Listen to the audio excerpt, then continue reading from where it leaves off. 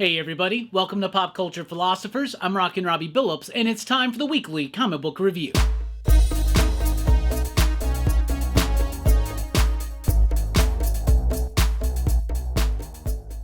That's right, everybody. Thanks for checking out the video. I am Rockin' Robbie Billups. This is the weekly comic book review. It's the show where I read a lot of comic books and I let you know what I thought about them, and we always start with the pick of the week. And this week's pick of the week, Swan Songs, issue number 5 from Image Comics. Now, this is written by W. Maxwell Prince, who is the writer of Ice Cream Man, and it's illustrated, this issue, by Alex Ekman Lon. Now, each issue of Swan Songs is a self-contained, one-and-done story about the end of something. We've seen the end of the world, we've seen the end of a relationship, we've seen the end of a sentence, and in this one, we talk about the end of anhedonia, which is a condition in which you can derive pleasure from nothing. Not even the most pleasurable of experiences, like hanging out with friends and family, or having a nice banana split or ice cream sundae, or going to a park, a roller coaster, something like that. There are people who cannot experience pleasure out of anything, right? So this is about the end of anhedonia, the end of that condition.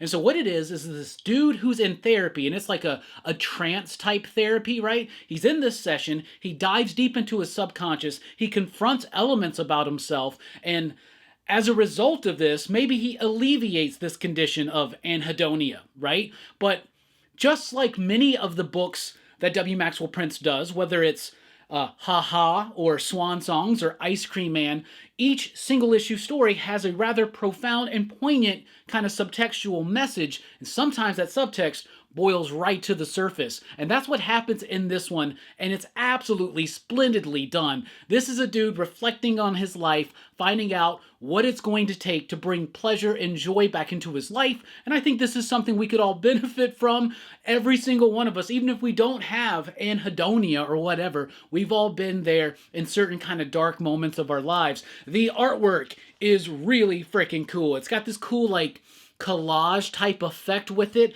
It's really interesting. There's a lot of different techniques being used. The way it's telling the story visually is very provocative, very innovative, very freaking cool, and it's a celebration on what really life should be about, right? And that's kind of like the overarching theme of W. Maxwell Prince's work. Sometimes it is about the despair and the horrifying aspects of life, but we have to find a glimmer of hope and meaning and significance in those, and it all starts by journeying inward and confronting aspects of ourselves and events that happened that led us to where we were. Because like a plant, like this is mentioned in the book, like a plant, it's watered from the ground up. Anyway, I loved this book. I thought it was absolutely phenomenal. The writing, the art, the meaning of the story, everything about it resonated with me, and it easily made the pick of the week. Swan Songs, yet again, pick of the week. Then we got Crave, issue number 1, a new book from Maria Lovett. Does some like erotic kind of comic books, right? So usually when you're feeling kind of steamy, you can pop in one of their books and just absolutely dive into it. The point of this book is about a bunch of I don't know if they're in high school, if they're in college or something. It seems more like they're in college. I don't know. But there's this new app called Crave. And you tell Crave what you crave, in particular, who you crave, and it tells you what steps to take in order to fulfill that desire. Or it tells you, you ain't got a chance. Give up. So it's an interesting book with some cool ideas. The artwork is great. It's a bit sexy. It's a bit steamy. It hasn't really fully dived into all of that, but you know that it's coming. But everybody in this school is just hooking up. People are leaving each other. People are being distraught. People are going through despair. People are elevated to new heights with new sexual experiences. Crave was an interesting book. It's not going to be for everybody, but I'm definitely going to ride this one and see if it's something to crave. That was bad. Then we got Local Man here with issue number 7. Issue number 7 of Local Man. This is from Tony Fleece and Tim Seeley. I've loved this book. Local Man is about a former 90s Image Extreme type superhero. Now in the modern day, returns to his hometown. He's can't use his superhero powers or identity or name because it's trademarked from the company. It's really interesting, the stuff that's going on behind the scenes, like the stuff they're talking about, like the inside baseball about comics. It's interesting there. But the story is about this dude just trying to live his life, but he gets kind of caught back up in it, and he's the new hero of this small town, local man, right? So as this mystery is developing around him, in this issue, which I thought was absolutely fantastically well done, our dude starts tripping. He starts tripping on some psilocybin, right? And the way that it's shown in the book, it's pretty funny and it's pretty ridiculous and at the same time incredibly entertaining. Local Man has been a treat. It has been a highlight. And if you're not in on this book, the first trade paperback is out right now. Check it out. Local Man is a really good, down-to-earth book that is fantastical and hilarious at the same time sometimes, right? Then we got Kaya here with issue number 13. Kaya is one of the most underappreciated comic books on the shelves right now. Wes Craig is actually killing it in the pages here. Great artwork, a great use of the medium to tell this story about this young woman who has to take her brother, who's this like prophesied one who's going to like rid this land of this evil or something, and they come across all these different people, all these different events along the way, and it is just such a pleasure to read. It is magnificently rendered. It is absolutely a treat, and I know a lot of us are reading it, but not enough of us. So we really need to be singing the praises of this book, and every single inch of this comic is utilized to maximum potential. Then we have Firepower here with 29, the penultimate issue of Firepower. I think I said that last time, but this is definitely it. I think there's one more issue.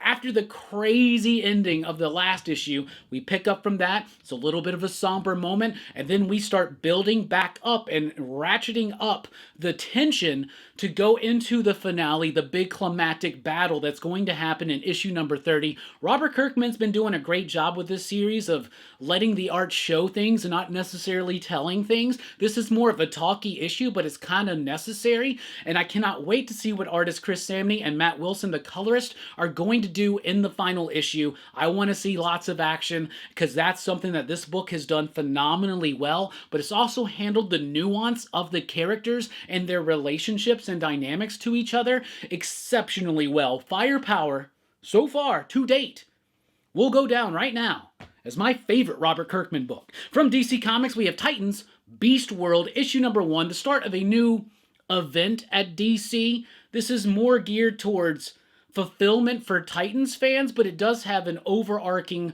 widespread DC scope to it, but it's very Beast Boy centric. I don't really want to explain what happens in this book. Some possible big things happen in this book. I've been able to actually read issue 1 and 2, and I caught a glimpse of 3, but I haven't dived into it yet. I was also on a call that retailers were with Tom Taylor. He was talking about this book. It seems like they're selling it as being important. It's the next stepping stone in the overall story of the DCU. We've seen it from, Dawn of DCU through Night Terrors. There are little things here and there. So one of the things picked up from Night Terrors is this character of Dr. Hate. You get to see him in action here. We don't know who they are. Tom Taylor promises that the reveal is not going to be just for Titans fans, but for all DC fans. So I'm excited to see what's going to happen in the pages. Ivan Reis on the artwork, which is absolutely splendid. Big Neil Adams-y superhero action, so that's cool. It's very Titan-centric. If you're not catched up on Titans, you may feel a little bit lost, but by the time we get into issue number 2, it starts having a little bit of a wider scope. But in a nutshell, what if everybody on Earth, or the majority of the people on Earth, just got Beast Boy's powers, but didn't have the control, restraint, and demeanor of Beast Boy? This is a pretty solid book, and if you're a Titans fan, this is a must-read, 100%, but it actually does develop some of this stuff that they've been laying seeds for stuff that's done in here. Maybe not the actual Beast World story, but there are things that are in there that are happening. It's all tied together with the DCU. It's all connected, is what I'm saying. And it feels like they actually have a plan. Even if this story is kind of its own thing, the reasons why this story happens are because of all the things that they've been planning and laying out through the pages of these little mini events and throughout the rest of the DC titles. Does that make sense? I liked it. There you go. Batman 89 Echoes. So this is continuing the story from the movie timeline, right? The Tim Burton movies, right? They already had a Batman 89, which gave us kind of like the Batman 3 that maybe Tim Burton and Sam Hamm would have given us, with Billy D. Williams' Harvey Dent becoming Two-Face and Robin and all that kind of stuff. In this one, they're kind of... Remember all those rumors about the Batman movie that was going to have... Because they were going to develop it after Batman and Robin. It was going to be like Batman Triumphant, or there was another title to it, like actually, or something, but it was going to have Scarecrow, it was going to have Harley Quinn, right? So that's what this is. This is the Batman 89 movie universe, their version of Harley Quinn and Scarecrow. It's been a few years since the end of the last series, which I actually didn't finish. I kind of got dulled out by it and never really finished it, but I actually want to go back and reread it because this is a pretty solid first issue. Things have changed in Gotham. There's a new police captain there. Batman's gone missing, and you start seeing the beginnings of the origin of Harley Quinn and a little bit of Scarecrow, and it actually fits in that world. I like the artwork by Joe Quinones.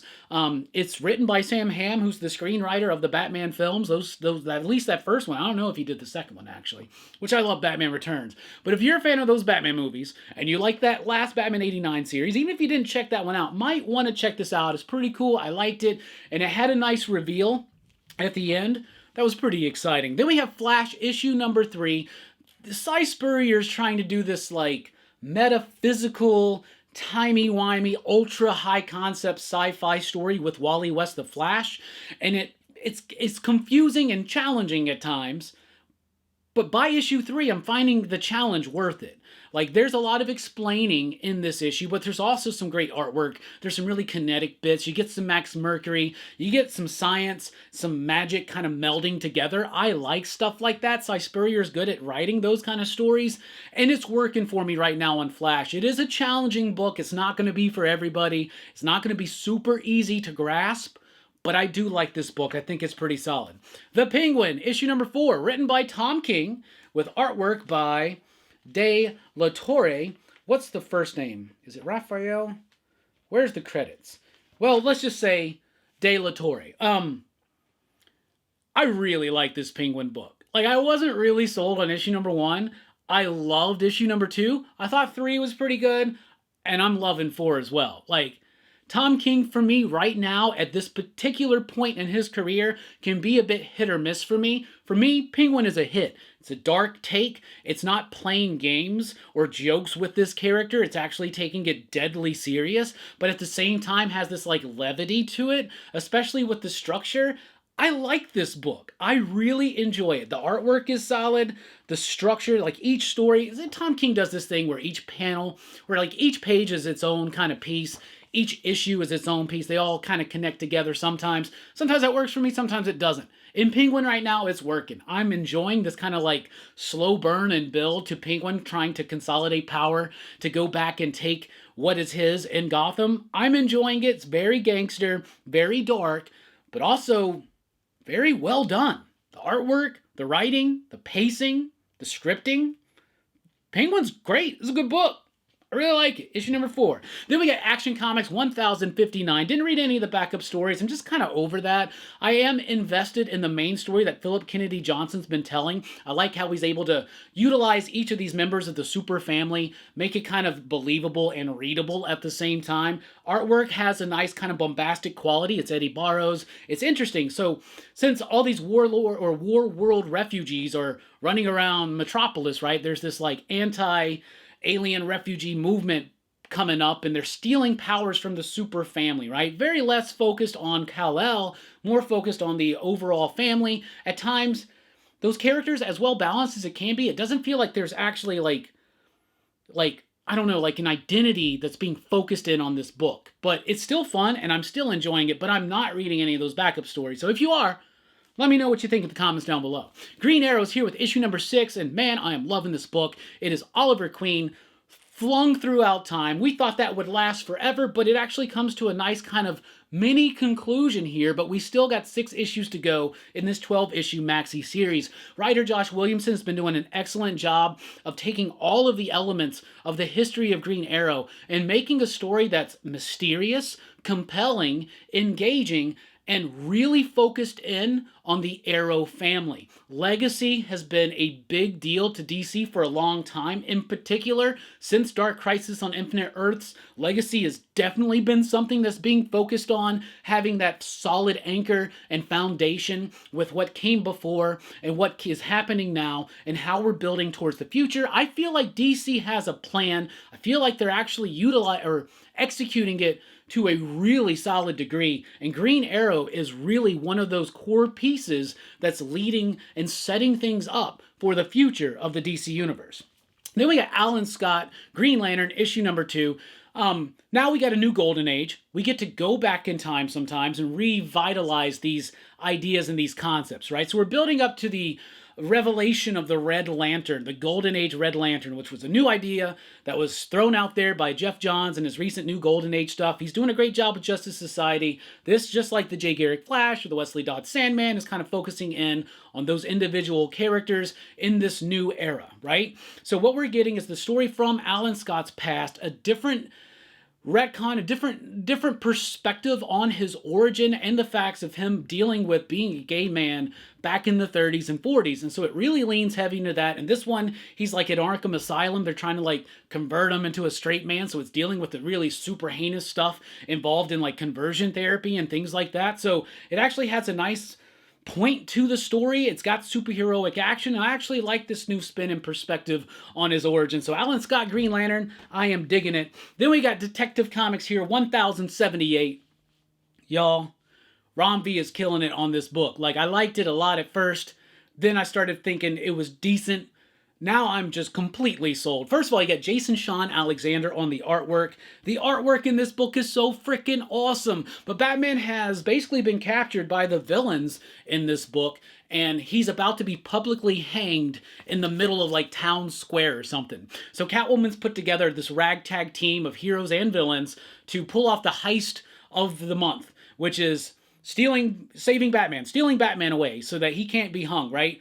It's all coming to a head here. It's written like a pitch-perfect heist book, and at the same time, it has that gothic, operatic quality that Ram V's been bringing to the pages of Detective Comics. Absolutely fantastic stuff. I actually picked up the hardcover for his first book here, the first volume of his Detective Comics run, because I think that we are in the midst of what will be a perennial mainstay as far as Batman comics on the shelves, because this has it all. It's got the romance, it's got the sleek cool factor, it's got the tragedy, it's got the operatic qualities, the gothic qualities. That's exactly what this is. It's truly a DC Detective Comics Gotham opera. Let's jump over to Marvel.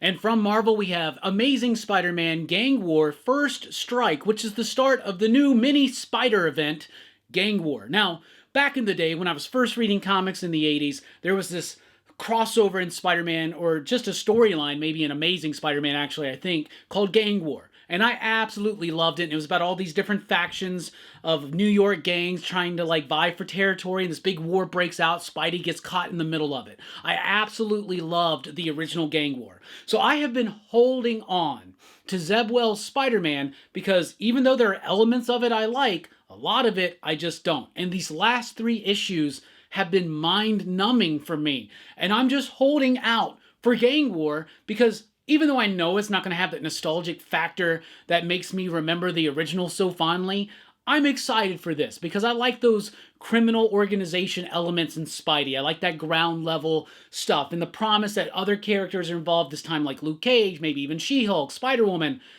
I guess that's exciting enough. I'll tell you what, it's okay. The opening shots is okay. There's some big things that happen here. They're interesting. I'm like, wow, it's pretty cool. But it didn't like overwhelmingly make me go, man, everybody's got to check this out. It's going to turn you back into a Spider-Man fan if you've dipped out. No, it doesn't do that. It's good. It's serviceable. It's solid. It's all right. It sets up the Gang War and what it all is going to be about. And it's similar a little bit to the original, but I'm excited to see how this develops. But I don't know. Like, Spider-Man's been hurting me lately. It's been numbing my brain, you know. But this one's all right, you know. I don't know, it's all right. I'll tell you this. Some of the stuff that happens here, Spider-Man seems to be taking more seriously than when, like, Kamal Khan died for, like, 2 weeks. Anyway, Maybe he knew she would come right back. Anyway, then we got Spider-Woman #1, a new Spider-Woman series with the gang war thing. This is not Gang War Spider-Woman, but it is Spider-Woman. But Gang War is the headline, whatever. It's tied into Gang War a little bit. There's an element, one of the crime bosses vying for territory in Gang War is going to wind up being Spider-Woman's problem. But this is also just focused on the idea, I guess, at the end of that end of Spider-Verse stuff, her kid disappears or something, so she doesn't, like, nobody remembers that she has a kid except for her, and she's trying to find this kid, so that's kind of tied into it too. It was all right. It didn't really do that much for me. Didn't really feel like super essential to understand Gang War at all. Definitely more for Spider-Woman fans. Definitely more of like just a reason to publish another Spider-Woman book, boost those sales up with the Gang War tie-in. It's not essential, but it does focus on Jessica and her particular mission in Gang War, which is also related to her ongoing story throughout Marvel. I don't know. It's all right. Then we got Gang War Luke Cage. Now, this is a Gang War miniseries for Luke Cage. So you could either call it Gang War Luke Cage or Luke Cage Gang War. It's like 3 or 4 issues, right? It's written by Rodney Barnes, who's writer of Philadelphia, Alice Cooper right now. Pretty cool dude. We just had him on the channel a few weeks ago, so check out that conversation. If you missed it, we talked a little bit about this book. Luke Cage is mayor. Heroes are outlawed in New York. Luke Cage is trying to reverse that. There's a lot of stuff involved in that that's key to the gang war, right? So in this issue, the gang war breaks out. Luke Cage wants to go out and help, but he can't. First of all, he's mayor, so he's got a lot of stuff to do. Second of all, it's illegal for a superpowered individual to act on their own volition in New York City right now. So especially you're the mayor, so Luke Cage can't do that. So he develops like this other identity. It's like Identity Crisis, if anybody remembers that. He develops this other identity so he can go out there and like fight the good fight. Even though any smart person would just be like, that's Luke Cage with a mask on. At least he's not wearing yellow in his extra identity. Anyway, Gang War Luke Cage, it was pretty solid. It was all right. Is it essential to your understanding of Gang War? No. Is Spider-Woman essential to your understanding of Gang War? No. Is Amazing Spider-Man Gang War First Strike essential to your understanding of Gang War? Yes. So if you want to follow the Gang War story, if you're reading Amazing Spider-Man, that is a must-read. These other two, Spider-Woman's okay. The Luke Cage I thought was a little bit better. Then we got X-Men Blue Origins. This is a one-shot from Cy Spurrier. If you've been reading the X-Men books, this might be something you're into. If you're digging where we're at right now in the Krakoan saga, this might be something you're into. If you're a Mystique, Nightcrawler, and Destiny fan, this might be something you're into. What it does is it retells the origins of the relationship between Destiny and Mystique, and also the origins of Nightcrawler's parentage. So they kind of tweak it a little bit in an interesting kind of way. Wasn't a bad comic. I'm definitely not plugged into the X-Men books right now. I'm kind of ready for the Krakoan era to end. I'm kind of ready for a fresh start. Kind of ready for something new. I know people are reading this stuff and they're digging it. If you're liking all the Mystique, Destiny, and all that stuff, it's in here. They changed some things from the past. Does it feel like it's necessary? Not really. It's interesting. It's cool, I guess. But it didn't feel like, I don't know. I haven't been reading these books, right? So it didn't feel like if you haven't been reading it, you can just pick this one up and read it. It doesn't feel like it's like tied into anything else. And even Cy Spurrier with the script is kind of like commenting on that. I don't know. It was all right. I'm interested to hear the chatter about the rewriting of the origins here. But yeah, get it X-Men Blue, because Mystique and Nightcrawler are blue. Yeah. Howard the Duck, issue #1. This is actually a one-shot comic book celebrating 50 years of Howard the Duck. So that's pretty cool, right? So what it is it's a bunch of people who most recently have had some takes on Howard the Duck. They're coming back to do some short stories. Chip Zdarsky does the first one with Joe Quinones. Daniel Kibblesmith's involved. Who else we got in here? They're not crediting them all on the front. But Daniel Kibblesmith, a bunch of other people. It's all right. Like, if you liked any of the Howard the Duck books from, like, the last 10 years, this is probably going to be for you. But I don't know. Like, I don't really like the Howard the Duck movie that much. And I do like the original comic, the Gene Colan artwork, Steve Gerber stuff. I like that. But I've never really gotten into, like, the Zdarsky era Howard the Duck. So this one didn't really do much for me. And it kind of felt like a chore to get through. But if you're the world's hugest Howard the Duck fan, there you go. Miles Morales, Spider-Man, issue #12. It says Gang War is coming. Don't be fooled. There's no Gang War stuff in here. This is actually wrapping up that team up with Blade and Blade's daughter, Bloodline. Really cool book. High action, really cool Blade moments. I like that. I like the art. I like the kinetic energy that it provides. I thought it was a nice, satisfying conclusion to Miles Morales teaming up with Blade.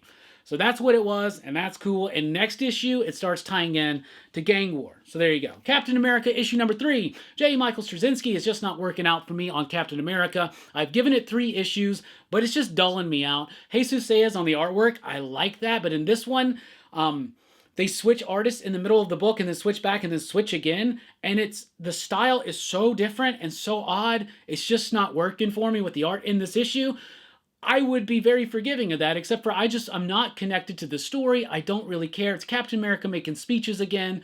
And I get that that's an essential part of the Captain America journey. However, I want a little bit more oomph in my Captain America. I want it to be a little bit more adventure-y. I want it to be a little bit more action-heavy. And J. Michael Straczynski's Captain America is just not doing it for me. So that's probably my last issue. Moon Knight issue number 29, though. Really liking this. This is the penultimate issue of Moon Knight. They are actually saying they're killing Mark Spector, Moon Knight, in issue number 30, and then they're starting a brand new series, Vengeance of Moon Knight or something, and it's going to be a new Moon Knight. I don't know. A lot of revelations in this issue, a lot of action, a lot of build-up, really cool, fun stuff. If you've been reading Moon Knight, you're going to like this, because Moon Knight is just badass. Badass. Could I have appreciated Cappuccino on the artwork a little bit more than Sabatini? Yes. 100%. The artwork has a kinetic quality that I like, but its use of the digital screen tone is rather obnoxious at times. Just rather obnoxious, and I'm one of those dudes who oogles and ogles over screen tones. Anyway, digital or real. All right, Marvel Zombies, Black, White, and Blood, issue number 2. A collection of short stories involving Marvel Zombies with black and white and red artwork. I don't think the artwork utilizes the format very well in these. Like, I mean, there's moments where it's cool. Like, you got Dale Inglesham. He's doing some interesting stuff. It's a Fantastic Four story written by Gail Simone. That was probably the best of the bunch. But then the Beta Ray Bill story, it's okay. It was just okay. And then what was the last story? Oh, the last story is like an X-Force story. That was probably some of my favorite artwork, actually. It's kind of cool. It's bloody. It's silly. It's Marvel Zombies. So there you go. That's what you got. Over from Vault, we got Barbaric, Wrong Kind of Righteous, issue number 1. This is a one-shot comic written by Michael Morisi as well as Nicholas Ames and Nathan Gooden back on the artwork. So after the whole, Owen the Barbarian in Hell, and then you had Queen of Swords, you had that stuff. It's really nice to just get back to this really silly, rambunctious, crude, irreverent comic book. Like, it just gets back to the energy that it had in that first arc, and I am there for it. The artwork is great, but the story, the dialogue, the humor really freaking works. So if you've been kind of waning in interest on Barbaric, definitely come back in and check out The Wrong Kind of Righteous. Owen the Barbarian comes up against someone else who has a talking weapon, and they are practicing the wrong kind of righteous. And so it's about righteous people and how you just want to bash them with a blood-drinking axe sometimes. But anyway, loved it. Loved that homage right there to Berserk. But Barbaric, this was a great issue. It was almost the pick of the week, but that Swan Songs was so freaking strong. But man, this goes back to just the crazy, stupid humor and the ridiculous, over-the-top violence and gore, introducing some new characters, some new weapons, and I really had a lot of fun with that story. Then we got Giant Robot Hellboy, issue number 2. I got this variant cover by Jeff Darrow. That's going to be your cover of the week right there. Jeff Darrow doing a wraparound Robot Hellboy cover. Yes, please. This book is worth the price alone just for that cover. The story, though, is pretty dope. It's Mike Mignola, Duncan Fegredo. It's got that nice classic Hellboy sense, but it's also stupid fun. So what it is these dudes have kidnapped Hellboy, hooked him up to this machine. They got a giant robot Hellboy that they're controlling, so it's connected to him. They're trying to control it, and he's fighting all these giant insects and kaiju and stuff like that while this heist is going on. Really cool, fun stuff in that fun giant monster but Mike Mignola kind of way. Giant Robot Hellboy number 2, cover of the week, and a hell of a read. Then we got Drive Like Hell, issue number 2. This is from Rich Douek and Alex Cormack. Man, when they work together, they work so well. It's about this dude who winds up stealing a demon's car, and it's driving like hell. He's got his dead girlfriend in the passenger seat. She's alive, reanimated, talking to him. The demon wants his car back, and the dude does not want to let it go. And it's just this high octane, super crazy car chase. And it's hard to do a chase kind of book in comics, but Alex Cormack knows how to do that. He also knows how to do the gnarly, dark stuff. Rich Douek's having a lot of fun writing this script, I can tell, and I'm having a lot of fun reading it. Drive like hell. Then we've got This Little Piggy, issue number 1. This is from Scout Comics. So I picked this up. Great cover right there. Fantastic cover. Very graphic. Very cool kind of sense of design that's going to pop on the shelf. It's written by Sean Garbarine and Carlos Lopez on the artwork. I opened it up and I thought the artwork was all right, but it didn't really make me really want to read this, honestly. But I did read it, and I really liked this. I really liked the book. I love the story. I like the characters. I really enjoyed the script and the pace of it. The artwork could be a little bit more refined, but it's doing the job. It's getting it done. But this is a story about a dude who's going hunting with his father at this cabin, right? And just so happens that his crush is going to be camping around in the same area, but what he's actually doing is hunting people because he's a werewolf. And now he's 17, and this is his first, like, coming-of-age, ritualistic kind of thing where you take your new son, you take your 17-year-old son out to the woods, let him change to a werewolf for the first time and eat some people, and his crush is there too. There's more to it than that. I really like the setup. I really liked this book. I just wish if the art was just a little bit better, it would have really sung for me. But This Little Piggy, issue number 1, was pretty decent. Conan the Barbarian is here with issue number 5. Man, Jim Zub and Titan Comics has been doing a hell of a job with the Conan the Barbarian books. Now we have Doug Braithwaite on the artwork here. The previous artist was so Buscema-like, it was uncanny, and it added to the enjoyment of that book. But now we got Doug Braithwaite, but it still works because the story is there. The enthusiasm for Conan and his world and the meticulous nature in which it's presented here absolutely rocks. This book has been so much fun. This book feels literary. This book feels exciting. This book feels like exactly what we need in comics right now. Conan the Barbarian, issue number 5, starting a new arc. Jump in if you haven't already. And I also like how the story's like jumped forward in time. It catches you up on what's come in between. Very familiar Conan lore, but it's kind of still got one thread that's pulling it all the way through. Art's solid, very solid. I mean like literally, it's like solidly built figures, big action, really cool, magic, dark stuff. It's Conan the Barbarian. He's back. He's back. This is back to the age of when Conan just rocked. So there you go. All right, then we got Ronin, Book 2, issue number 5. I got the wraparound Frank Miller cover because that's what we do around here at PCP Land.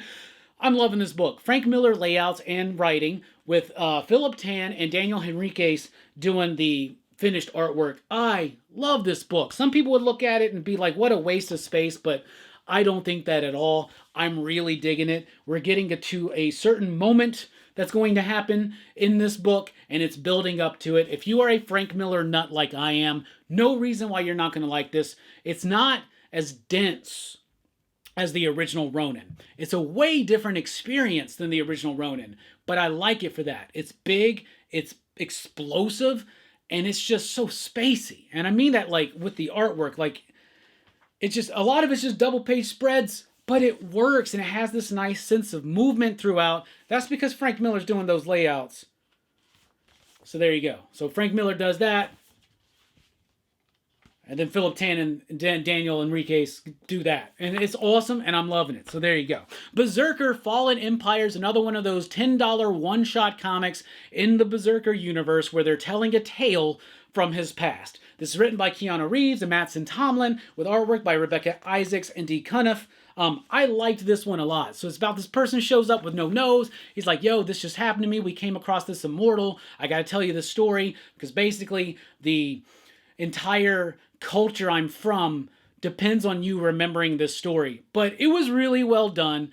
Just like the last one by Steve Skroce, I liked that one a bit better, but this one actually had a nice flow to it. It was really good. If you can look at Berserker and be like, you told that story. It's done. You did the 12 issues. They were great. I loved it. Why are we doing these $10 cash grabs? Well, there's a lot of room to play with there. And they're actually doing a great job with it. That last one was good, and this one is really good. So Berserker Fallen Empire, $10 is a heavy pill to swallow sometimes, but it might be worth it if you're a Berserker fan, because I liked that issue. Slow Burn, issue number 2, felt a little bit disconnected from this one. As I was reading it, I started remembering things from the first issue, but I do remember the first issue feeling a bit disjointed as well, and since this one didn't really do anything to help clear that disjointed feeling from the first one, it felt more removed, and it just kind of hindered my enjoyment for this book. So this might be one that I have to let complete and then sit down and read it all in one piece, because I do think Ollie Masters is a really solid writer, and I'm intrigued by this book, but it's just not clicking for me, and I'm kind of feeling disconnected from it, right? Then we've got Basic Instinct number 1, a new one from Sumerian Press. Really weird that there's a Basic Instinct comic. Now, I haven't seen that movie in a very long time, but I'm familiar with it, right? And I remember the first time I watched it was when it came out on VHS. My parents were like, look away during the nudie scenes. I would look at the glass door, see the reflection. I was smart like that. Anyway, Basic Instinct, though, I'm familiar with the movie, though, still, even though I haven't seen it in a while. I have no idea the connection between this and that movie. Maybe I'm missing something. I was very confused by the story. Had no idea what the hell was going on. Really, at all. Like, some people die. There's a dude. There's another dude. I'm confused. I'm not coming back. I didn't really like it. All right, then we got Darkwing Duck issue number 10. I'm loving Darkwing Duck from Dynamite Comics. You got that cool Ken Hazer Batman homage. That's an homage to Batman 500. Everybody, I just wish it opened up and you had, like, Azrael Dark Knight underneath it. That would be super freaking cool. Anyway, this brings the story arc to a conclusion. It will continue eventually. I know this leads into, like, the Justice Busters book coming out, but Darkwing Duck has to put aside his pride and realize he has to team up with other heroes to get the job done and save Launchpad. That's what happens. If you like the Darkwing Duck cartoon, you need to be reading this book, because it's pretty solid. Then we got Vampirella Dead Flowers, issue number 3. Look at the placement of that logo. Hindering us all from a nice ass shot of Vampirella on comic book shelves this week.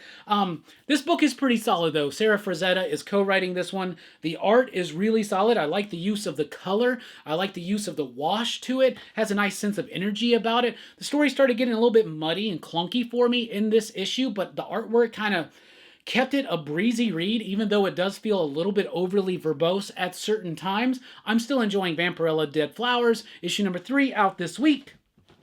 Then we got Space Truckin' issue number 1. This is from Opus. That's a Joseph Michael Linsner cover. And I read this, and it's about this woman who's, like, in space. She gets captured, sent to a prison out in space that's run by a cloned John Wilkes Booth. What I just told you sounds like it should be awesome.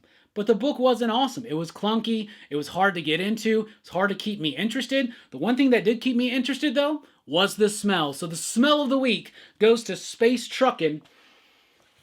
I really like that smell. Very much like a magazine. It's got like a very sharp kind of cut to that scent, if you know what I'm saying. All right, graphic novel-wise, I want to point out that Street Angel, Princess of Poverty is out this week. So, if you've familiar, Jim Rugg did this book, Street Angel, and what's been in print at Image has been Street Angel, Deadliest Girl Alive. But Street Angel existed at Ad House Press, I think it was, or Ad House Books or something, before in another series. That series is long out of print. I have the hardcover. I bought it from Jim Rugg with a really nice sketch. I show it off. I showed it off Sunday, Rockin' Robbie Live. But that's what this is. This is the original Street Angel stuff that was published prior to the Deadliest Girl Alive stuff, prior to the Image stuff.